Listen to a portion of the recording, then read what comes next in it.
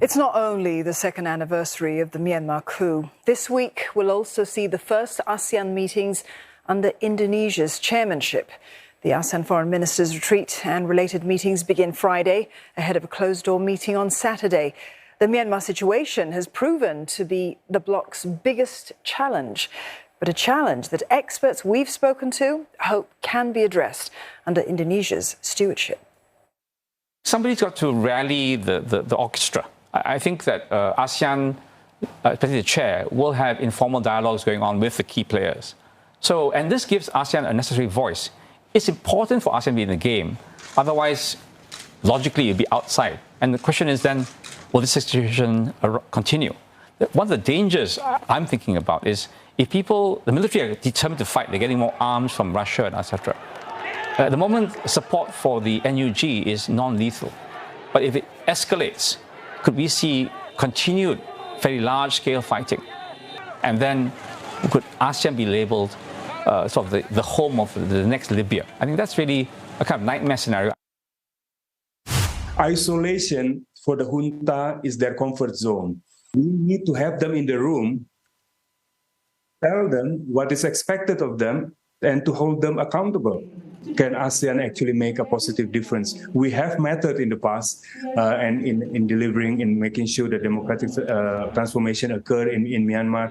Myanmar issue is not only a litmus test for ASEAN. It is a litmus test, clearly, but it is now an existential threat to ASEAN community.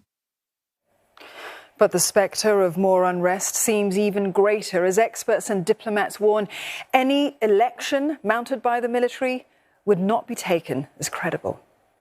The military is very clear. They don't have any kind of legal authority. They are illegal. They are illegitimate.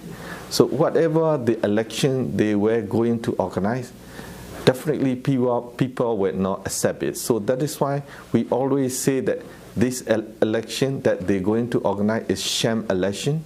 It is very clear that they're trying to make the deception on the people. This is an election that the people do not want. And the people see this as an attempt to supplant the 2020 NLD landslide. The position of the UN has always been to be in solidarity with the people, and the Secretary General himself has said that he is extremely concerned with the elections. For me, the election will be a trigger point for greater violence. It will prolong the crisis and will make the return to a democratic path and to a path of stability more difficult.